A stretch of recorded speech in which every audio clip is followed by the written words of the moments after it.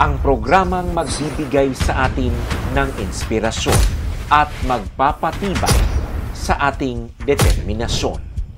Ito ang Positibong Kwentuhan with John Paul Siniel.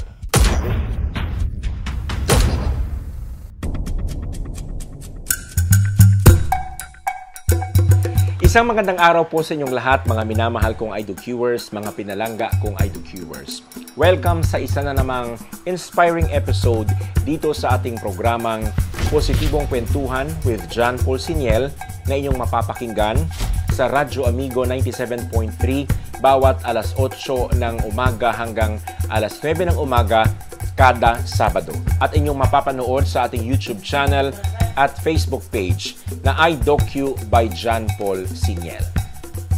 Bago po siya umalis bilang Battalion Commander ng 25th Infantry Battalion, ay siniguro po naming makapanayam ulit si Colonel Michael Aquino. Dahil bago siya umalis, siniguro din niyang mailunsad ang kanilang aklat na magsasalaysay sa kanilang mga tagumpay laban sa New People's Army ng Davao de Oro. Sir, you have accomplished a lot as a battalion commander and hindi ka nakontento doon sa accomplishment. You want it written, you wanted it told na kahit mawala man kayo sa batalyon dahil you have to be promoted, at least everything that has happened in the battalion, the accomplishments, etc., and the effects that you did for the communities that you serve ay maisulat at mabasa ng mga komunidad ng mga taong nakabenepisyo nito. Tanong, bakit kailangang isulat ang mga pangyayari sa loob ng 25th Infantry Battalion? I will borrow the words of one of my co-author, Marlon Magtira. During his welcome remarks, he mentioned of we love documenting beautiful stories. Okay. 25B is a very prestigious battalion. And when I got in, snappy na siya. Yeah. I never thought nga na maka-accomplish pa tayo ng ganito. Diba? But during my stint as battalion commander, we made one of the best runs together. Can you imagine? We contributed to the dismantling of SMRC. Lahat ng mga ano dyan, tinarget natin. Lahat ng mga vertical units. SRC2, SRC4 eventually, RSDG, ROC, RHQ, na-target natin yan. Of course, through the guidance of the brigade yan. Parang tayo talaga nag-aaral dyan. So, it's a very good story. And it just so happened na feeling ko parang pinagtagpo-tagpo tayo. And I will be, and I claim it. I claim it na I am the 32nd Battalion Commander of 25th IB who is celebrating its anniversary last year. So, sa tingin ko, hindi siya coincidence. Somebody up there has planned that I will be their commander, accomplishing the mission within the timeline of President Duterte. Let's face it, yung ibang units, pag sinabi mo mga high-value targets, high-value individuals na accomplish na, siguro neutralize nila yan. But iba, pag naka-neutralize ka na, mission accomplished ka pa. Yeah. Kasi nga within the timeline set by the present administration, which is at the end of his term, dapat insurgency-free ang Pilipinas. And 10 Offers Brigade, where 25B, labored with, is yung nag-iisang brigade na naka-dismantle ng kanyang target. Okay. So, dapat malaman. Dapat malaman kasi nga napakagandang storya. Aside from that, yung mga efforts pa rin natin na ginagawa natin. Because dismantling and making the region or the provinces free doesn't stop there. What do you do afterwards? Yeah. So crucial din kung ano yung mga dapat mong gawin. Di ba? And based doon sa nakita natin na latag ng 25IB, is napakaganda ng kanyang contribution dito sa Davao de Oro. Okay. I know for a fact, sir, na talagang ang laki at ang dami ng contribution ng 25th IB because we documented it under the documentary Checkmate. Checkmate. The Liberation of Davao de Oro. Yes. Ang pogi-pogi nyo doon sa mga actions nyo doon. I guess. But that was a documentary. Other IDOQers might not have watched it yet.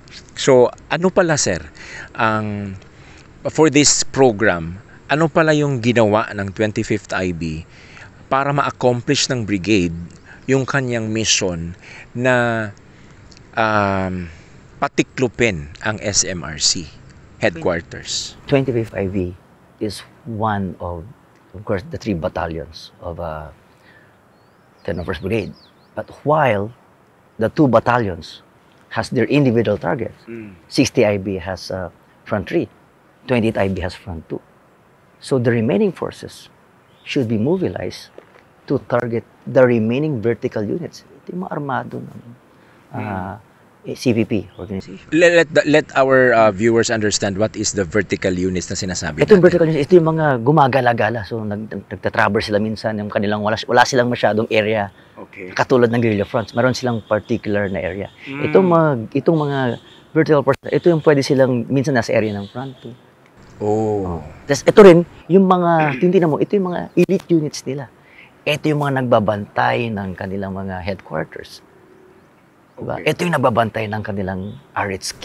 When you say elite units, parang kung sa army yan, Scout Ranger. Ito yung or special special forces forces nila. Ito yung matitibay. Okay. Ito yung mga seasoned. Ito yung mga maganda, kung tinong parang dapat magagandang armas. Hindi madali yan kung kakalabanin nyo yan. Exactly. Hindi rin. Una, syempre, they have been here for the longest time. Yeah. Unlike si 25th IB, bago siya pumarito, may 28 IB muna. Yeah, we got 15 years dito sa area. Yeah. Ikot siya. So, ito yung mga dynamics. So, may target allocation through the collaboration. No? Kasama rin dito ang second SRV. No? Katulong sa atin yung second SRV. No? Sa pamumuno yan ni Colonel Ed Martin. No? So, yung kanilang 6th at saka 5th company ay ang laki rin ang contribution dito. We are not claiming that 25th IB has dismantled all this stuff. But the role that 25th IB played na para ma-target, ma-dismantle natin itong mga units ng NPA na to ay nagawa natin. Yeah, that's very crucial during that time. Exactly. And ang daming challenges, no? But moving forward, after dismantling the allocated vertical units sa inyo, sir, of course, sa sustainment efforts, ang dami nyo din ginawa sa sustainment efforts, nakasulat-sulat din. So, which among the sustainment efforts na maipagmamalaki yung talagang astig na astig? Una-una, naka-in-place ang ating people's organization to the creation of, let's give credit to where credit is due, to Gerald Ben Bashao. No? Sa tingin ko yan sa mga game changers yan. Kasi naghahabol tayo, hinabol natin ng SMRC, RHQ dito sa area, naghahanap ng pagkain, si NPA. But because of na-co-op natin, itong mga underground mass organization na to, so wala silang makainan, na-reverse natin. So, ni-nurture natin yung people's organization. 182 of them. Now, dami pala? Yeah, yun ang hinawakan ng 25 182. Sabi ko nga, yung people's organization na yan, hindi naman talaga 100% mag-successful yan. Kasi yung mga napakagandang negosyo, pinag-aralan yan. Yeah. Mayroong research yan, the proper market research, Harvard graduate yung mga yan. Pero ang data natin, siguro mga 2060 na data. In 8 companies that were established, isa lang ang naging successful. Pero itong mga people's organization natin, tingnan mo naman. Tingnan mo yung mga qualifications, who is running them. Yeah. Diba? So, kailangan talaga ng nurturing hand. No? Parang anak natin yan, hindi lang anak natin maging successful. But we as parents should not stop from supporting them. So, people's organization. I guess, one of yung bago talaga na, alam mo ba na press release natin, natapos natin ng gera, this insurgency free tayo. Naglabas tayo ng mga balita. Pero hindi masyadong pinansin ng media. Pero sa tingin ko kasi usual that because the army expected to deliver those stuff. Yes. Because the core competency of the army is war fighting. Yeah. Diba? So war fighting. So hindi kikikat ng media. But recently, we come to realize, kasi ang mindset kasi namin, sabi ko dito sa atin, dinevelop natin eh. And I think one of the reasons why the organization, not to be boastful or to brag about, is the culture that we have developed during our stint together. Me as battalion commander and them. I have very good officers. Not perfect also, but they listen. Yeah. Very coachable. So, we come up with a culture. One of them is, every time we do an activity, what will make it different? So, dapat may purpose yun. Yeah. Hindi basta-basta lang. Yeah, like for example, the Transformation Day. It's also the first, diba? So we introduce innovations, but we need to change the mindset first. Before an organization become innovative, creative, the mindset. Kasi ang hirap kalaban ng mindset. The culture. Pag wala ka nung ganong klaseng kultura na sinasabi ninyo, kahit anong programa pa yan at plano, hindi talaga magsasucceed. It's very difficult to change the mindset. Parang, ang term namin dyan, parang morning report yan eh. Ano morning report? Ang army kasi nag-report yan, nagpapadala ng morning report personnel natin sa higher ups. So ang nakalagay dyan, morning report, thus no change. Ibig sabihin, walang pagbabago. Kung ano yung kahapon, yun din ngayon. Thus no change. But the problem of some organizations, we are also victims of that, is that we want to harvest a different result using the same ingredient. We want to harvest an apple, but we have planted an orange. Correct. That's the mindset. So in order to deliver different results, we need to change mindset. We need to change the culture. We want to be an innovative organization. We have to cultivate a culture that is conducive to innovation. Environment should be there. All right. So, yun ang nakita ko na nangyari dito. Na kung bakit nakadevelop tayo ng mga iba-ibang programs na hindi in-offer before. And among them is the KM Learning Project. Yeah. Kung nakita mo yung KM Learning Project. Correct. So we have transformed the KM truck into colorful mobile classrooms going in the Gidas. Yeah. Ang galing nun. Alam mo, sabi ko, kung tarpaulin ang ginamit natin dyan, hindi talaga papansinin dyan. But because of creativity, because of innovation, because of the culture we established, nakagawa tayo. And because yung mga tao rin natin na napakataas ng moral. Yeah. Napakataas ng state ng moral. Yes, that's why the next question, sir, is patungo doon na apart from taking good care of the communities that we serve, you also take good care of the morale of our troops. There's no other way.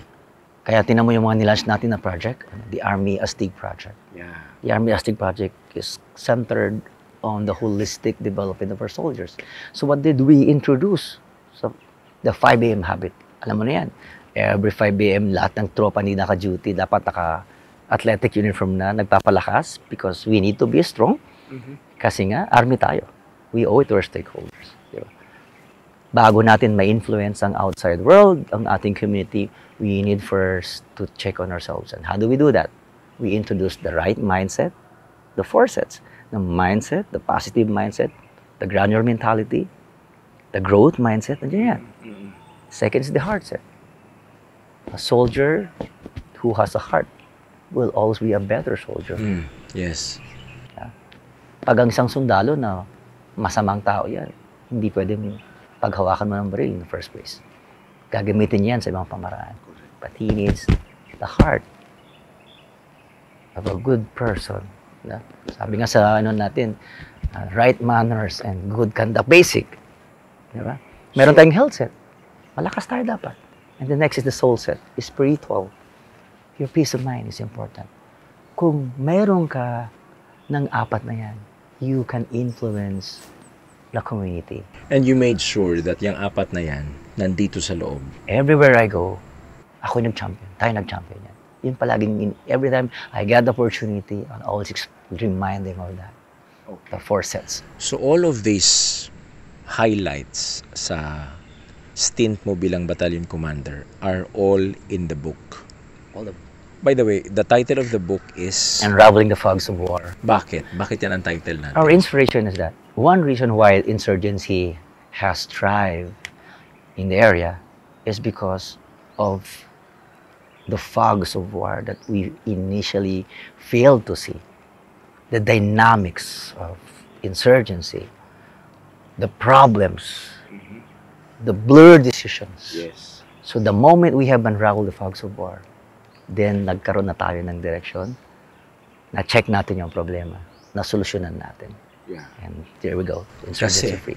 pag may fog, May fog. ang hirap dumaan. Dumaan. I-clear out muna Hindi natin. mo nakikita. Yeah. So puti lang. Puti lang diba? nakikita mo. Di mo alam what's beyond. Yes. So kailangan i-clear out muna. I-clear muna. In the areas that you serve, ano yung mga fogs dito na na-experience nyo? Unang-una is nung nung tingnan natin yung good governance. Hindi present yun? Nung unang panahon. We have been facing this for 51 years. Yeah, okay. No? I'm not to the past or current administration, but una is nung nakita natin Ang kabuuang ang gobyerno. kabuuan gobyerno. Yeah. Ang turubang gobyerno, di ba? Kasi in the first place, kaya nga meron tayong mga issues. Because the people fail to see that we have a working government initially. Yeah. Di ba? So, governance is one. Development is... Pag siyempre walang governance, of course, wala rin masyadong development. Yes. Di ba? So, ano pa? Yung mga stakeholders natin na hindi rin masyadong sumusuporta for a lot of reasons. So, ito yung mga sinolve pa natin. Ito yung mga lies pa. Balikan natin. Yung mga lies and deception ng propaganda machinery ng CBNPA.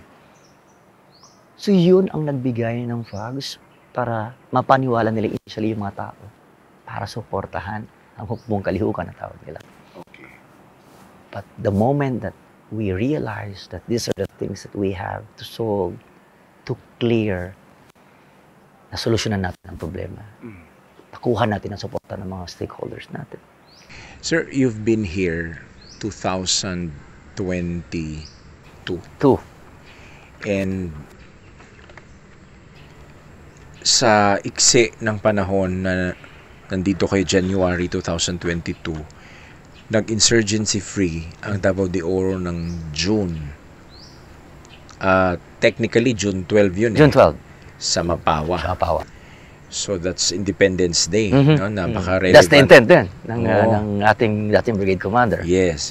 And napaka-ikli nun. And the contribution sa giyera na under your stint, nasa mga nasa mga 6 months. Yeah. 5 months and 27 days to be exact. Tapos natin ang objective natin. Paano nyo ginawa yun? What did you do to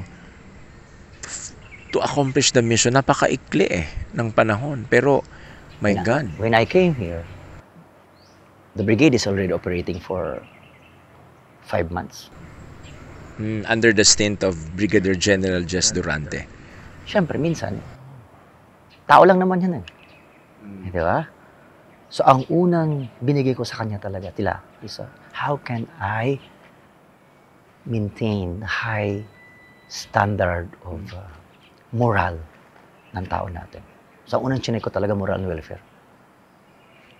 R&R tayo. Kahit nagigera yan, pagpalabas tayo ng R&R. Kera, di ba? Ang usual mindset kasi natin, hanggang hindi nauubos ang kalaban, huwag po tayo magpa-uwi. Oo. Kaya yung mga tropang andun sa... Low moral. Low moral na. Bigyan mo ng target, hindi nagagalaw yan. We've been there. Siyempre, mag-ano kayo platoon leader kayo noon. Mga ilang buwan ba pala talaga yung operation? During your time na platoon leader kayo, sir, mga ilang buwan yan, nananatili kayo sa bundok? Minsan, mga ano rin yan, mga 2 months din yan. 2 months? Oo. Ano nangyayari? What's in your mind for the 2 months na nasa giyera? A lot! Unang-una, di ba kasi, pag inutusan mo yan, pas pagod na, mayroon tayong tinatawag dati na radio patrol. Pag pinacheck mo yung objective, hindi na gumagalaw yung mga tropa. It's reality. One of those hard stuff na dapat natin. So, naintindihan mo yan. Kaya, nang magbatcom kayo, binitbit mo yan. Binitbit ko yan. At binago mo.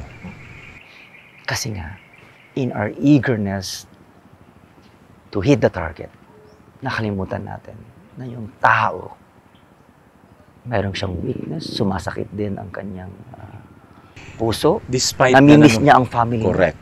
Na despite nanumpas siya sa bansang Pilipinas na pagsisilbihan niya ang bayan, napapagod din sila. Tao yan. Tao yan. So, kailangan nating bigyang pansin yung kanilang welfare. Kailangan nating i-refresh. Mapansin mo, every 2 weeks dati, nag-insert kami ng fresh troops. We even conducted yung socials natin doon sa Andap. Kasi pag operation yan, walang socials yan. So what we did, pinalakas natin ang banda, dinala natin ang banda, nag-conduct tayo ng socials, tinaon natin doon sa changing of the guards ng operating troops. Andun sila. So may kantahan, sayawan, inuman. Para ma-refresh sila. Para ma-refresh sila. Pag ginawa mo yan, kahit 2 months ulit mag-operate yan. So after niyan, na mag-socials kayo, balik sila sa pamilya nila? Balik sila sa, yung iba, mag-R&R, yung iba, babalik doon sa, most of them babalik sa gera. I see. So importante yun, no? Kasi, in my experience, I've been in service for 25 years, this coming February 16. I-count mo pa yung 4 years sa academy. So that's 29. So 29 years na kami na service. And we know, na-observe na namin what will work and what won't work. No, we're not, no offense to a lot of people. Siguro, syempre, maraming factors eh. Maraming factors. Kaya nga, sabi ko, every time na may talagang commander yan, meron kanya-kanyang style yan. Opo. Nagkataon lang. Siguro, mayroon akong appreciation talaga. Yeah. Kaya unang ino ko talaga, moral of troops. So, yung bagay na yan, sir, nasa libro yan? Nasa libro yan. Motivate, that's why we have the philosophy. One of my the brand leadership that we have discussed doon sa book is the motivated and inspired philosophy. Okay. Let's talk about the book now. Pinag-usapan natin kanina yung highlights, yung content na pwedeng mabasa ng ating mga viewers. Paano ka nagsimula sa libro? May sinabi ka kaninang pangalan, si Sir Marlon Magtira. Paano ito nagsimula? Sinong tumawag? Kanino? Etc. Master Marlon is nandun siya sa 53rd IB sa aking one of my best friends also, Colonel Joar Herrera. Okay. They've been working also with the book. But habang nag-ano doon, I started conceptualizing already. Kung ano magiging takbo ng libro. Magiging takbo, kung anong treatment. Kasi sabi ko nga sa'yo, di ba, when we are writing a book, I assume that I am a director. So ano yung creative treatment ko dapat? Dito kaya minsan, di ba, we do away with the usual format of introduction. Minsan it's boring. Di ba? Yeah. So, kinakonceptualize ko siya. Ano na yung title niya. So, nagbubulit na ako. Oh. So, pagdating ni Marlon dito, finalizing, I got my man, tulong. So, bigay ko na assignment, tatagawin natin. Ito na yung flow. But, it evolves. It evolves. Kasi habang, the good thing about that when you are writing a book, is that ang dami mong information na nakukuha. Ano yung information na nakukuha? Challenge. So, na-challenge. So, ano yung, siyempre, ano mo yan eh, i-compact mo doon sa libro. You cannot cover everything. Pero ano yung ilalagay mo na will make your work stay true to its idea, to its concept. Yes.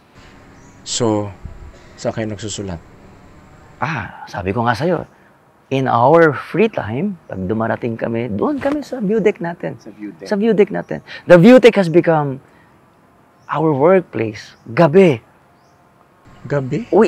Honestly, we are not, at least during my time, we are not a conference organization. We are not a conference. Pag magpapa-conference lang yan, yung staff update. But the Farbol way, we do it there. Because at least, we need to stimulate creativity. Ang daming memories pala dyan sa memory siya.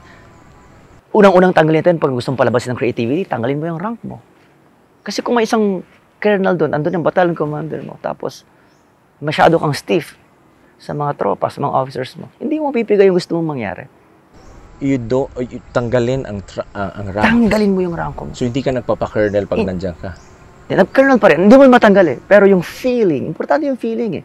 You have to make your people feel at ease. Para mapiga mo yung gusto mong outcome. So, hindi sila mahihiyang magsabi sa'yo ng suggestion? No. It's how it is. Ng concept. The KM Learning Project. Sabi ko, let's work on the KM Learning as a concept. So, KM Learning. I let them work. But I provide the atmosphere that is conducive for them to think and be creative, be innovative. Pero during the time na si Sir Marlon ay nagsusulat, nandun ka ba all the time or sulput-sulput lang? Hindi all the time, pero yung finalization, you have to be there. Kasi parang, di ba? Hindi pwedeng wala ka dun eh. Kasi, syempre, at the end of the day, that's your book. It should stand true. No? Yeah. Doon sa philosophy behind the book. Okay. Sir, you are a battalion commander, leader at that sa isang more than 400 people. Others maybe... And 2,000 kafgus. Ang dami. 2,000 kafgus. 2,000 kafgus. Others would think na pwedeng isulat yan para, well, that's a feather on you.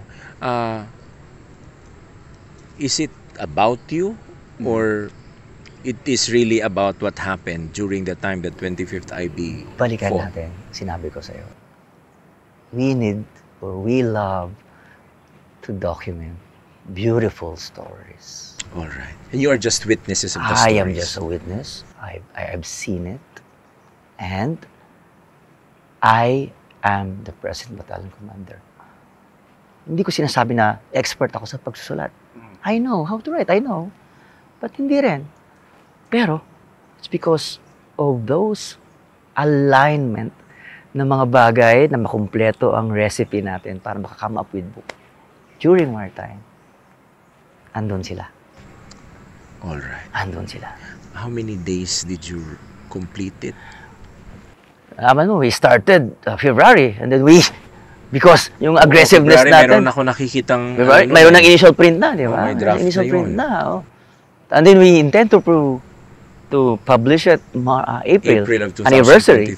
Sabi ko nga, ang biro ko nga, tinubuan na ako ng book, hindi ko natapos.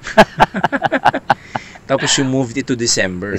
Kasi nga, may mga changes, may mga nakita kami na magandang idagdag pa to make it more holistic.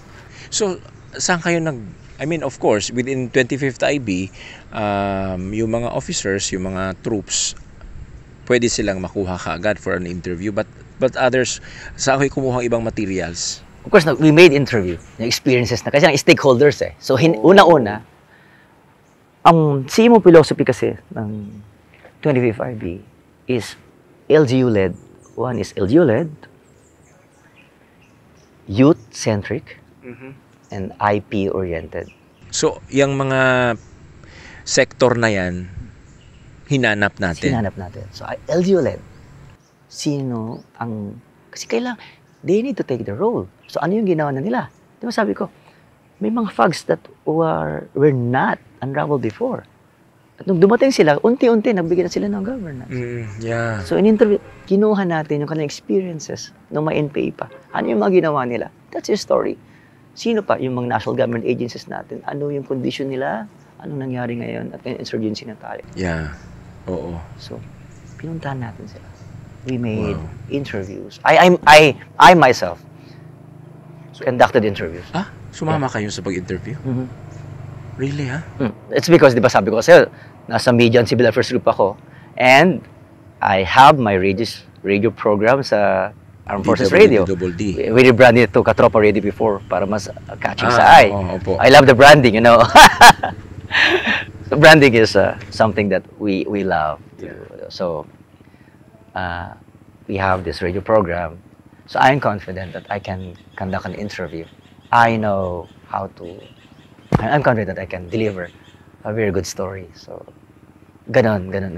How do you make sure na hindi ma-intimidate yung ating mga sources? The fact that you are Lieutenant Colonel then, tapos kakausapin mo sila, i-interviewin sila ng isang Lieutenant Colonel at BATCOM pa? Sabi ko naman sa'yo, unang-unang ko yung rank ko eh. At one time, tinatanggal ko yung hindi ako nag-uniform. That's very good. But minsan, naka-uniform pa rin.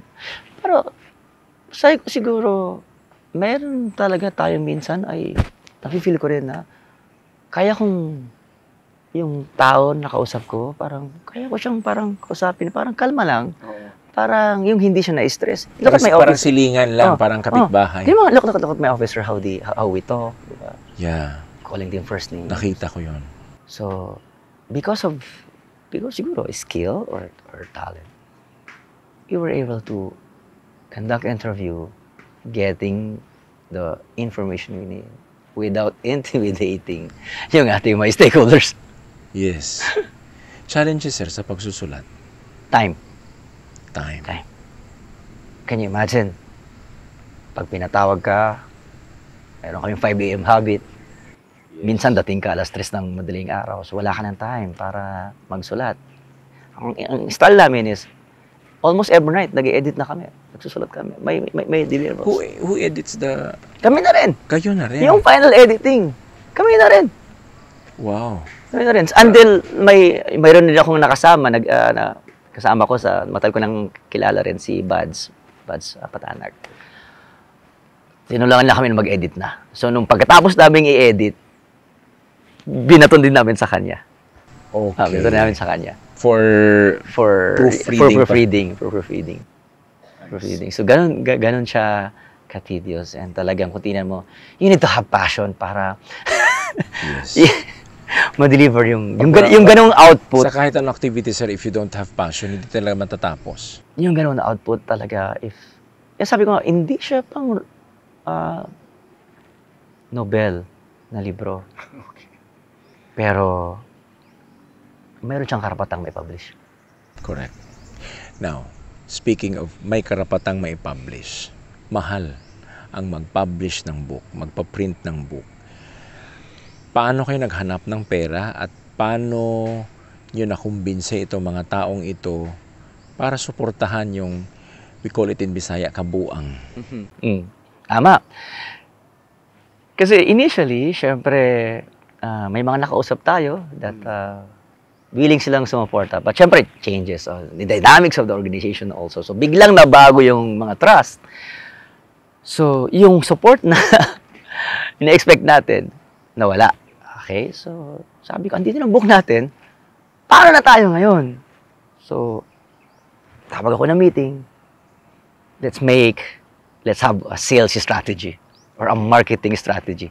So, ginawa namin because the book, kasi nga, syempre, binenta ko rin yung book sa kanila. Kaya sabi ko, sa mga staff ko, sa mga tao, sabi ko, we need to write this book because this will be parang yearbook natin to ng pinagsamahan natin. That during this time, on the 50th anniversary ng 25B, tayo magkakasama. And they have to have a copy.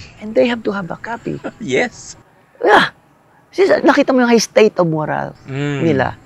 Bibili ka. Siyempre, nandun yung pangalan. Nandun yung picture nila. Walang pangalan nila. actually, walang pangalan. Pero andun yung picture nila. I made a reserve dun sa last page ng 6 na pages. For their photos. For their photos, lahat. Wow. That's a good recognition. Recognizing their efforts, part of the campaign. And then at one point in our career, in the 50th anniversary of 25, we are together. And we've been participant of one of the greatest campaign run of the Philippine Army. Why are you that emotional when you talk about togetherness? Hmm. Bakit kayo ganon? You build an army. You need an army that is effective. But you can only do that if your organization is breathing as one. Nakita ko na kageto ka-solid yung mga tao natin ngayon. They believe in us. So, yun pa ang motivation natin. Nakita ko na yung mga tao natin naniwala sa atin. So all the more, I am passionate to deliver and publish this book. Because unang-una, napaniwala ko yung mga bata natin. And that's true. Yeah. So, because of togetherness, it's not just about you and Sir Marlon that wrote the book. It's not just about the two of you, but it's also the togetherness that made the book published. You have to see the blueprint of this organization. And I think during our time, we can do almost everything we think of. Ganon kataas ang confidence level ko sa mga tao natin. Sa culture, sa togetherness, sa time na pinagsamahan namin. Through thick and thin. Yeah. Doon, habang naghahabol kami doon sa kalaban, kakasama kami. May casualty ba kayo? Fortunately, wala kaming casualty sa gera. Unfortunately, meron kaming 2 casualty, pero hindi siya masyadong service-related. Hindi siya insurgency-related. Later na nung insurgency-free na tayo. Okay. Of course, it's sad. Bali 3 nga. 3. Pero, Isa may pero sakit. during the fight, Wala tayo. That makes it more meaningful. and how many copies do you vision? Initially, we printed 2,000 copies. Kasi Printed, so na-print na yan. konti na lang, hinintay na lang. We need to print that because individually, ang price ng book natin is mga 2,700, mga 2,000 to 2,500. Per book. Per book. 2,000. But in order for us to cut the cost, kasi syempre, yung tropa natin di ba? Ayaw ko rin nabentahan sila, kaya 2,000, di ba? No. Kaya strategy. You need to have a copy. You have to sell another copy. You have to convince your best friend to have a copy because it's you. And me, on my part, I need to talk to stakeholders to convince them we're doing a book. We need your help. So to summarize about the book, sir, silang lahat nagbenta. Nagbenta lahat. And yung scheme natin, meron na strategy, ba sabi ko, eto, kailangan natin to because kung sinong pinakamarami, meron siyang reward galing kay Batco. What's the reward? Breakthrough. Dapat. So meaning, anong mangyayari sa kanila pag nakabenta sila, kung sinong pinakamaraming nabenta, yung top 5, sabi ko, breakthrough. Doon sila na-motivate. Okay, pakipaliwanag sir sa Breakthrough is you are naka-passes or naka-leave ng Christmas at saka New Year. Wow. Sinong hindi gustong Yun ang motivation din nila, yan. di ba? Nung umpisa, pero nung malapit ng anak ko, biglang lumubo. Sabi ko, ubus na. ubos? So, Ubus na. marami pang gustong magbenta pero wala na silang maibenta? Kasi nabayaran na namin Oh. Pero syempre, yun nga yung ano natin. Naniwala nga sila. Di ba? So if that's 7 times 2,000. Actually, meron pang konti. Pero because yung kanilang eagerness to sell, to help to publish the book, syempre, nakakuha kami ng pang-down. Kasi we need to raise 900,000 para makapag-down. Wow. Now, apart from the troops having their own copies, saan nyo gustong itambay ito para mas mabasa ng karamihan? When I convince our stakeholders, our LGUs, our LCEs, governor, yung mga congress natin, mga representatives natin who are very supportive to us, our contractors, let's give this book to the schools, the libraries, the barangay libraries, high schools. Yeah. Why? Because we need to build a culture that is a burst of violence. The next generation of children never wanting to go back when there's insurgency anymore. Yeah. So binagbigay tayo dyan para to remind them that ito yung mga flies, policies, ito yung mga sinapit natin noon nung mayroon pang insurgency. And by looking at that book, ma-appreciate nila. And they will realize we don't want to go back to that situation anymore. So we are building this new culture of peace, loving generation. Okay, as we talk by this moment, sir, yung mga libro na yan available na doon sa mga schools or ibibigay pa lang? Ibibigay pa lang. Ibibigay pa lang. Kasi medyo nagkaroon din tayo ng challenges doon sa public. Even yung ating publisher, yung publishing shop na kinontrata natin, medyo nagkaroon din siya ng challenges. Pero 500 yung parating. Even hindi gusto ng mga tropa nga na pirman ko, pero gusto ko rin. Pero hindi pa kasi nakarating yung iba. So kung dapat pipirmahan nyo yan, kailangan mong lumipad muli just to sign. Kaya sabi ko, ay nag-ano muna ako ng time. Diba? Okay. So sabi ko kasi, magbabaylan kasi ako. Okay. So sabi ko, tapusin ko muna yung kasama yan sa plano ko. Yung pag dumating, and when they ask me to drop by and sign, I'll do it. For you to understand, viewers, sinasabi ni Sir na magbabaylan siya. Actually, he just finished his stint dito sa 25th Infantry Battalion as the battalion commander.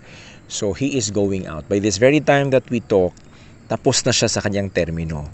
And earlier than this interview, we witnessed the turnover ceremony. May bago na pong battalion commander dito sa 25th Infantry Battalion and we've listened to their speeches. So before kami magpatuloy sa usapan namin ni Colonel Mike Aquino, panoorin at pakinggan muna natin yung mga speeches sa naganap kanina na turnover ceremony. I embrace the challenge. I embrace the difficulties of being a battalion commander, the sleepless nights, the sacrifices. And by that, I was reminded by the words of Marcus Aurelius, the great emperor of Rome, when we said to those challenges that we face, and I quote, "The impediment to action becomes the action. What stands in the way becomes the way." The challenges that a command of the battalion brings me the courage and the rallying point to serve this country and people better. I look forward to upholding the traditions of the Firewall Battalion and leading this exceptional unit with a steadfast commitment to our shared values. As I assume command, I am well aware of the remarkable legacy that the Firewall Battalion carries.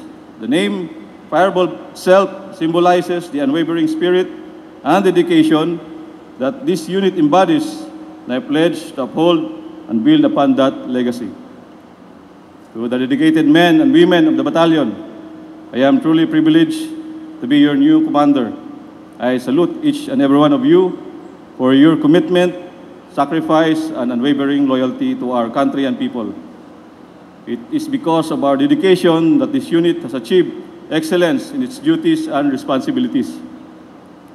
I am eager to join hands with each and every one of you, working collaboratively to uphold the proud traditions of this unit and face challenges that lies ahead. In our shared journey and commitment to the mission of this battalion, I want to emphasize the crucial significance of discipline, professionalism, and teamwork. Ikaw lang ang naghimog libro nga nag-chronicle, nag-narrate sa ato ang experience, sa ato ang insurhensiya diri sa Davao de Oro. And finally, kung yun sa nato na pagbuntog.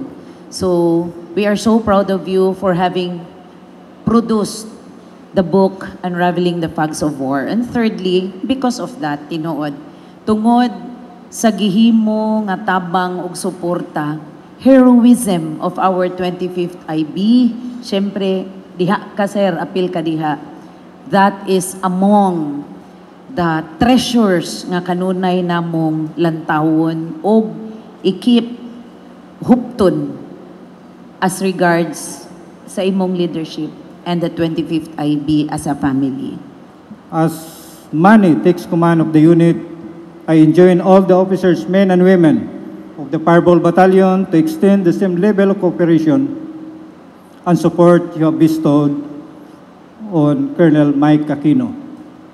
With high hopes and expectations, the Aguila Division is confident and trusts the leadership of Colonel Larua in bringing 25 IB to greater heights. I have no doubt that you will lead with integrity, inspire your troops, and again steer the battalion toward continued excellence. My guidance is for you to remain laser focused on the job on hand. Do not let your guard down and never allow complacency to sit within the organization. Now, sir, I am, as much as I would like you to stay, but we can't force nature para manatili kayo, to still experience your leadership, to still experience the programs that you implemented. You have to go kasi kailangan din naman ang growth ng isang tao, and at least, sir, matutuwa yung ating mga troops dahil may iniwan kayong legasiya. Apart from the programs, it's the book. Dahil dito nila mababasa ang pinagsamahan ninyo. Dito nila makukuha kung ano pa yung mga natutunan nila na kung gusto nilang sariwain, babasahin lang nila yung libro. However, baka may gusto nga na bumasa nitong libro and yet hindi sila makakapunta sa mga eskwela na ito kasi nasa mga library lang. Ano pang ibang nasa isip nyo na kung saan siya pwedeng itambay apart from the eskwelahan and barangay ng De Oro? Yung book natin naka-register sa Book of Congress. May code siya. Coded siya. So kung tinaw yung ano niya, meron talaga coded siya. Okay. So mamaya tingnan natin yung book. So second, syempre since ito sinuportan kasi ng Army rin, di ba? So we need to, in the future kung may gustong bumili, pwede man. Pero at cost 750, hindi tayo. Yeah. Sabi ko if the time comes, di ba? So sabi ko, gusto kong bigyan din ng royalty ang 25 kasi nga, it's a story. This is a story. Yan, so, it's a very good story. Talagang pwede natin siyang i-share that will remind the next generation that at one point, dito sa panahon ng mga Fireball Troopers na to, natapos natin ang kalaban. Yeah. At na-maintain natin insurgency free ang Davao de Oro. Sa public libraries ng syudad ng Davao, doon sa Manila, kasi para lang the reason why I ask that, sir, kasi baka kadalasan ang mga mababasa ng ating mga college students ay yung mga history na lang ng Pilipinas at wala ng iba, and matitrigger na naman silang you know what I'm saying, na matitrigger na naman silang sumapi sa kung anong dapat nilang sapian. Originally, magiging tayo, kasama sa planning natin, nabigay natin yung mga colleges, ng reveries, para maraming makakita. Pero syempre, tingnan natin yung restrictions natin sa logistics, sa finances, sa support. No? Pero, may mga nag-message na talaga na kung pwede silang bumili. And then, soon siguro, we can figure out kung paano yung distribution. Yeah. Kasi syempre, since registered to, so we might as well partner with, who knows, no? National Bookstore in the future. Diba? Yeah. So, kasi may mga nagtatanong kahapon, nung nag-distribute tayo kay Mayor ng New Corellia, doon hindi natin air doon. Pero kasama siya doon eh. Kasama doon sa book nung ginagawa natin. Sabi niya, ma'am, ang ginawa namin doon sa nag-sponsor yung mga LCEs para makabigay tayo doon sa mga elementary schools. Wow. Sabi ko, ma'am, pwede ka naman actually mag-order lang tayo kung gusto mong mag-distribute doon sa mga schools natin. So we need sponsors pa rin. And I think it's a novel thing. Okay. Sharing na ito yung dapat natin nalaman na maganda pala maging insurgency free. Yeah. But, wholesome ang visuals. Walang dugo-dugo.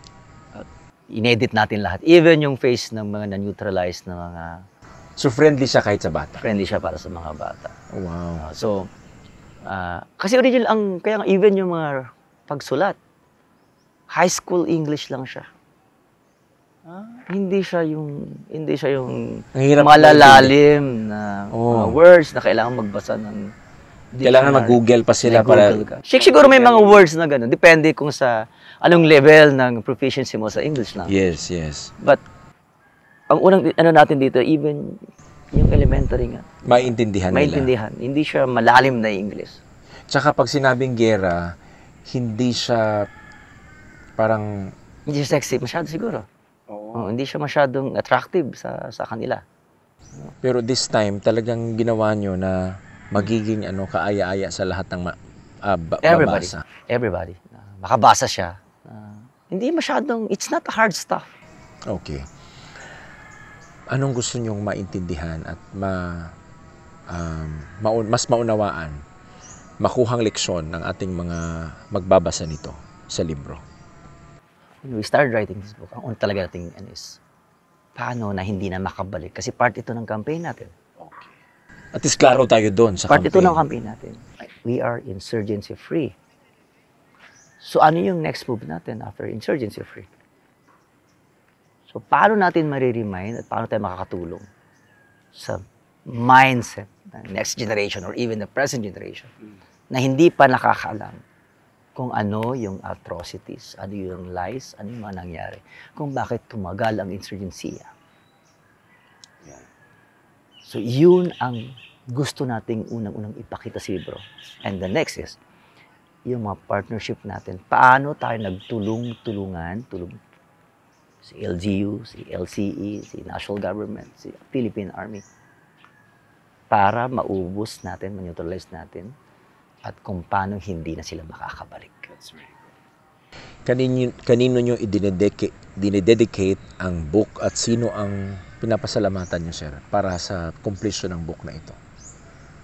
Of course, ang book na to is dinedicate natin sa sacrifices din ng ating mga tropa.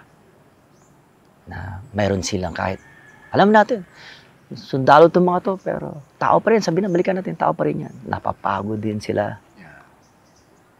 Lumuluha din sila. Namimiss din nila ang family nila. But, seeing your face, something that will last for generations, it will ease your pain.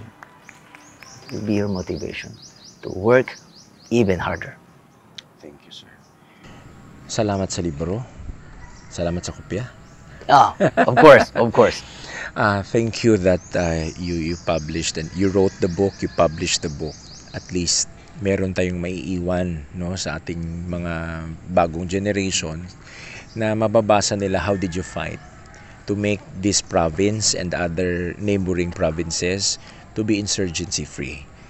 Thank you for your leadership. We are going to miss you in 25th IB. I will miss you also. And we wish you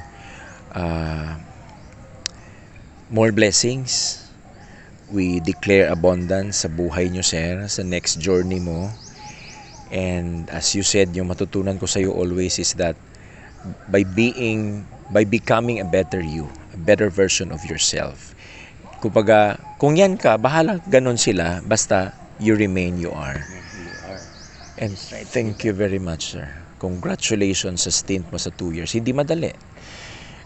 I've witnessed your struggles and you were able to accomplish it here in 25th IB. You might not accomplished it in 67th, pero nagawa nyo dito sa 25th IB.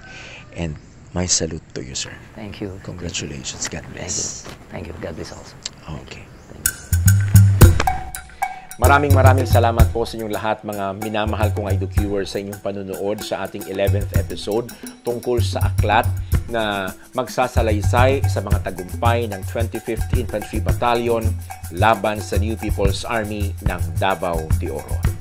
Sa mga bagong tatahaking landas ni Colonel Michael Aquino, we declare and we pronounce blessing sa inyo po at sa isang unit kung saan kayo magsisilbi na naman bilang military officer. Sa inyong lahat po, mga minamahal kong IDOQers na patuloy na sumusubaybay at sumuporta, thank you very much. Huwag niyo pong kalimutan, para sa mga hindi pa po nakapag-subscribe, to always subscribe sa ating YouTube channel, IDOQ by John Paul Siniel. And please click the notification bell for you to be alerted once we have new uploads. And huwag niyo rin pong kalimutan na atin pong palaguin ang ating Facebook page. At ang gagawin niyo po, syempre, ay mag-like and mag-share sa mga posts na meron tayo. And of course, sa mga nakikinig po sa radyo, kada Sabado po yan, sa Radyo Amigo 97.3. To God be the glory, sa Ginoo ang himaya ug tungo. Daghang salamat, mga IDOQers.